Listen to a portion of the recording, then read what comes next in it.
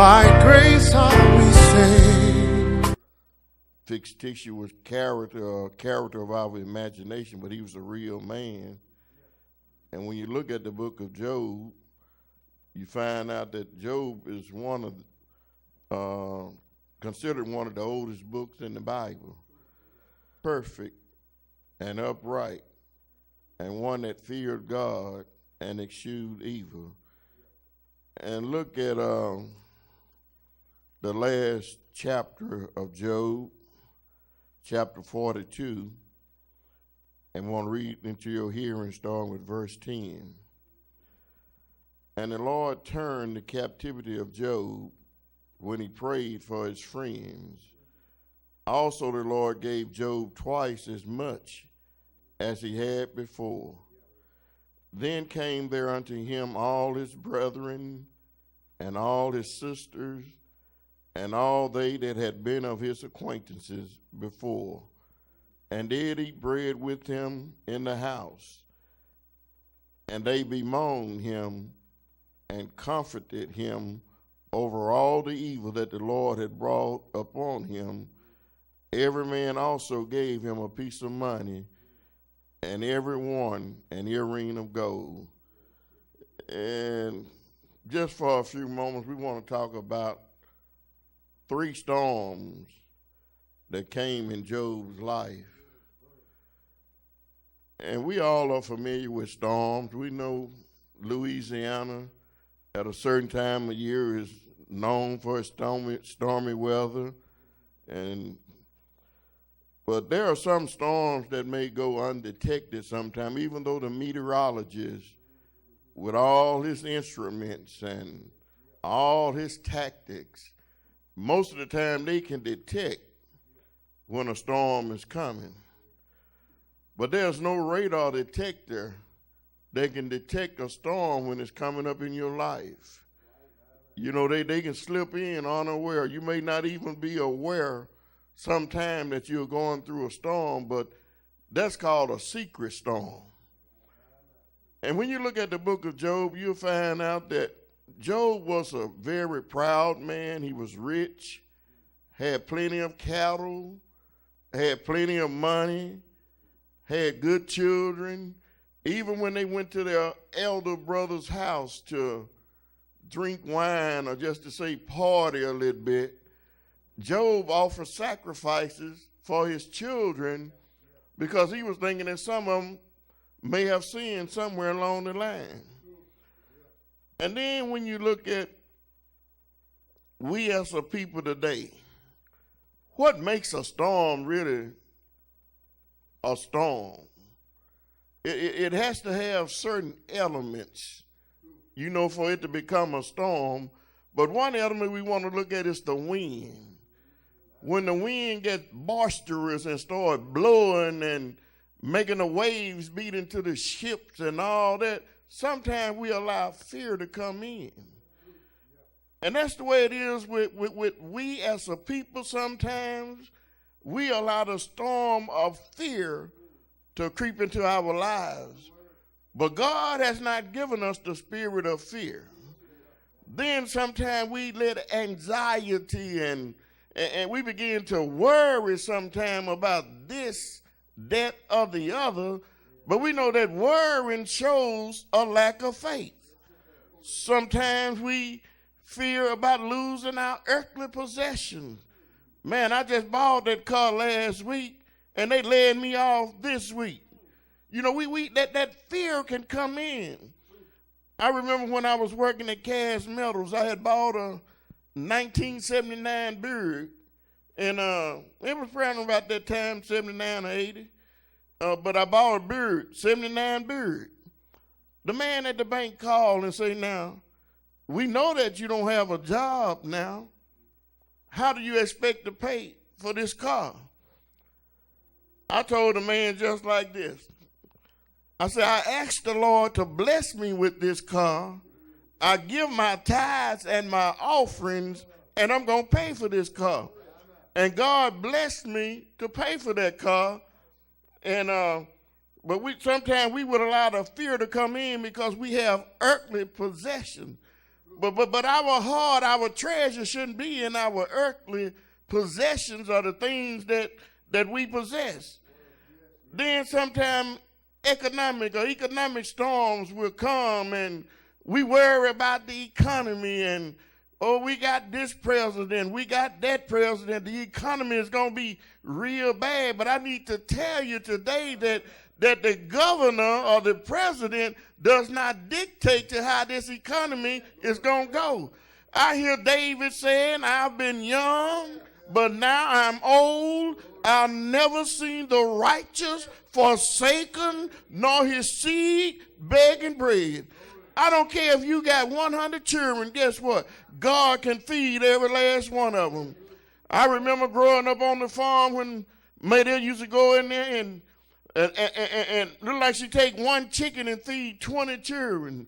Take some flour and make good biscuits and all that. We didn't have the best of everything, but guess what? God provided for us. We had clean clothes. We had a meal every day. So we can't really just say, well, look at the economic situation. But if God provided for you yesterday, he's well able to provide for you today. I hear him saying in Philippians 4:19, but my God shall supply all your need according to his riches in glory by Christ Jesus. I hear Elijah down by the brook Cherith when there was a famine in the land, and God said, you don't have to worry. You just do what I asked you to do, and I'm going to send some ravens, and they're going to feed you bread and flesh, and they're going to feed you. But sometimes, the brooks dries up. What do you do when your brook dry up? Keep standing on the word. Keep listening to the word. Keep doing the word. Or you may be like Peter. You may be walking out on the water, and all this, and all of a sudden you begin to sing. Just say, Lord, save me. But listen to God. Don't listen to your friends. Don't listen to your enemies. You listen to God. God told Elijah, now I want you to go down to Zarephath. And when you go down to Zarephath, you're going to find a widow woman there. She's going to be gathering 2 sticks that she and her son may eat their last meal and die. But this is the kicker. The man of God. And see, sometimes you have to listen to what the man of God is saying now. You just don't take this word for granted. You just don't be a hearer of this word. You got to become a doer of this word also. But Elijah saying, now just give me the first cake that comes from, when you cook it. And guess what? She was obedient to the man of God.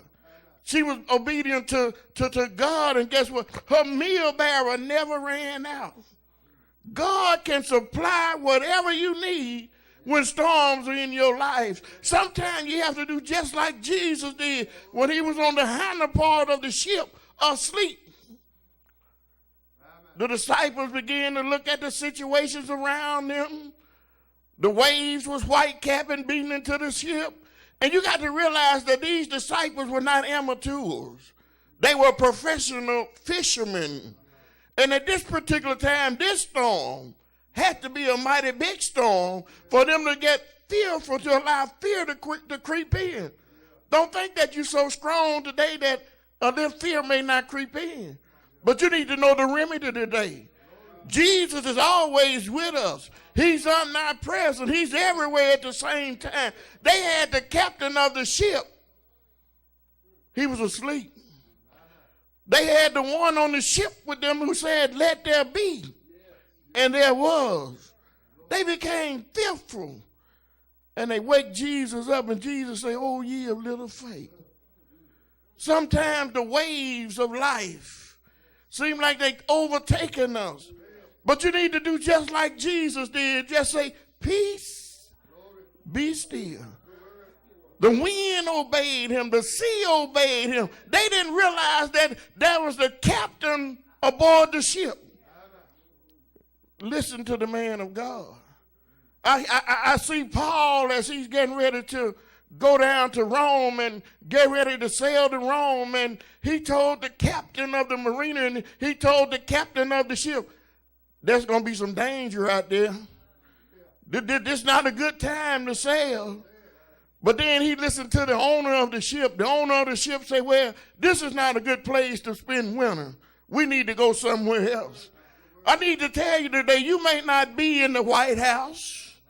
You may not be living in a gated community. You may not have all the money that you desire to have. You may not have all the education you desire to have, but you need to be comfortable right where you are. And then when God gives you the marching orders, you move on. Sometimes your friends will come to you and tell you, girl, that boy ain't no good. Sometimes that woman will come to you and say, I don't know what you messing with her for. She ain't no good. You know why? Because they probably had them. Sometimes we need to listen to what our friends say also, but don't walk in the counsel of the ungodly.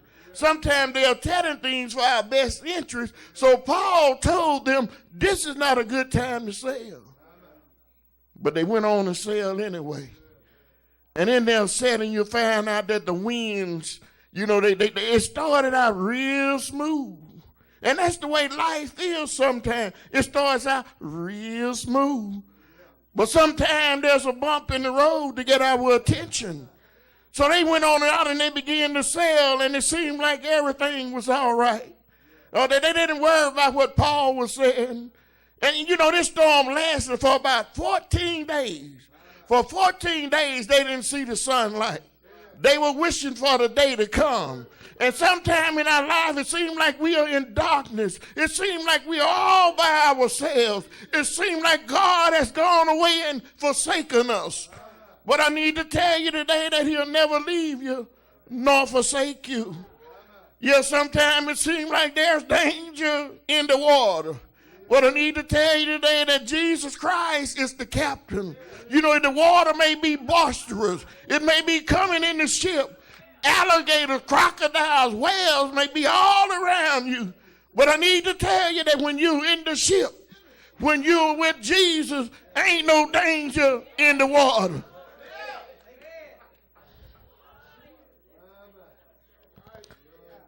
But Paul gave them the assurance. Some of them wanted to jump overboard. Some of them began to let down the little boats and wanted to get out and try to make it on their own. But Paul told them, unless you abide in the ship, you're going to perish. And I need to tell you today, when the storms of life are raging, you got somebody that's going to stand by you. When the storms of life are raging, you got somebody that's going to see you through. His name is Jesus. It don't get too bad where you want to put a gun to your head. Even though they wanted to get overboard, Paul said, just stay in the ship. He ate with them. He break bread with them. And then they was reassured they believed what the man of God said. And as they began to go on in the shore, the ship began to break up. The ship began to be in the pieces. But Paul had told them no man is going to lose his life. Matter of fact, ain't a hair on your head going to be harmed. But you got to stay in the ship. When situations come, don't jump overboard. Stay in the ship. Because see, this too shall pass away. Whatever you're going through with today, it's going to pass away. You got to stay in the ship. You may have to get on a piece of wood to make it to the land. You may have to grab a piece of plastic, something that'll float to make it to the land. But Paul was telling them, those of you that can swim, when the ship break up, you just go ahead and swim the shore. Some of us, we right at the finish line, but guess what? We giving up too quick. I know I ain't going to finish this, but I'm going to try to hit Job. But sometimes we let anxiety and worry slips in. We worry about declining health. You know, we worry about getting older. We worry about aging and all this. But the fear of dangers is something that we don't really have to worry about. Because greater is he that is in us than he that is in the world. Then we have the fear of sorrow and bereavement. We have loved ones that have gone on before. But Paul said, don't sorrow as those who have no hope. There's nothing wrong with being sorrow. That's part of human nature. When somebody go on, yes, we sometimes we're bereaved, sometimes we grieve for them, but don't sorrow as those who have no hope. Realize today that all your hope is in Jesus Christ. Then sometimes we let the storm of doubt come in. When them boys was on the ship, and you'll find out that you won't find too many places where Jesus slept. Search the scriptures. But you'll find out even during the storm, he was able to sleep. And I need to tell you something about sleep. It's necessary that you sleep. It's ordinary that you sleep, but it's only temporary. And you know, another man was asleep on the ship by the name of Jonah. Well, Jonah was asleep on the ship, but he didn't have any peace because he was not doing what God wanted him to do. So he didn't have any conscious peace. And you know what? Jonah was part of the problem.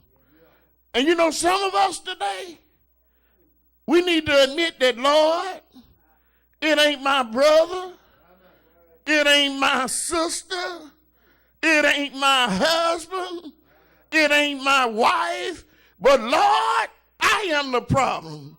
Deal with me. Jonah realized that he was the problem. And when they threw him overboard, guess what? There was a peace, there's a calm.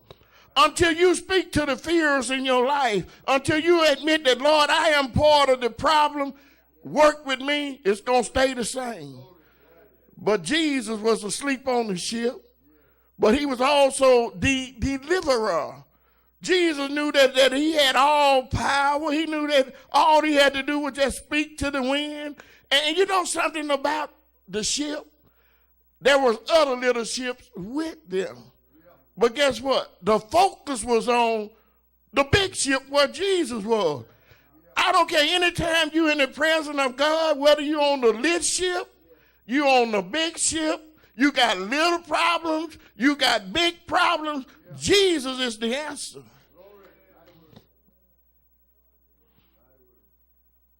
Then we deal with anger or the inner man or turmoil. Someone has hurt you. You just can't live without them. Well, I need to tell you today, you can't live without Jesus. And if you've been born again, you need to lick that wound and keep on going.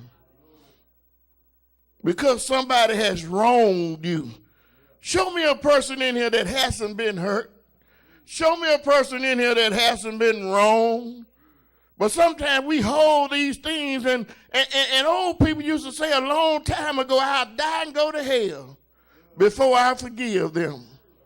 But I need to tell you today that you need to forgive and get on with your life. And then we have the storm of temptation. There's a person in here that hasn't been tempted. When the storms of temptation come, you need to submit yourself to God, resist the devil, and he'll flee from you. But a lot of us, you know, it talks about Job eschewed evil. Job avoided evil. But some of us today, we walk right into it. You know, little Mary may not be pregnant if she had listened to somebody. Little Johnny may not have gotten VD if he had listened to somebody. We need to listen to somebody. But we think we know it all. But we need to learn how to listen to people, take advice from people. Because sometimes, you know, we've been there, done that. We'll pass this way. They'll pass this way before. So the temptation will come. No man is exempt. But don't let no man say when he's tempted of God. And then when you look at Job, Job was not tempted, but God has a permissive will. He allowed the devil to attack Job. And you'll find out that three times in the scripture, the devil spoke. He once spoke to man in the garden. He spoke to Adam and to Eve. Then the second time you find the devil speaking, he's speaking in the book of Job. Then you find that the temptations of Jesus, the devil was speaking then. Now the devil can't be everywhere at the same time, but guess what? He has imps. He has all these disembodied spirits that approach him, and he give them their assignment. And if you're not careful,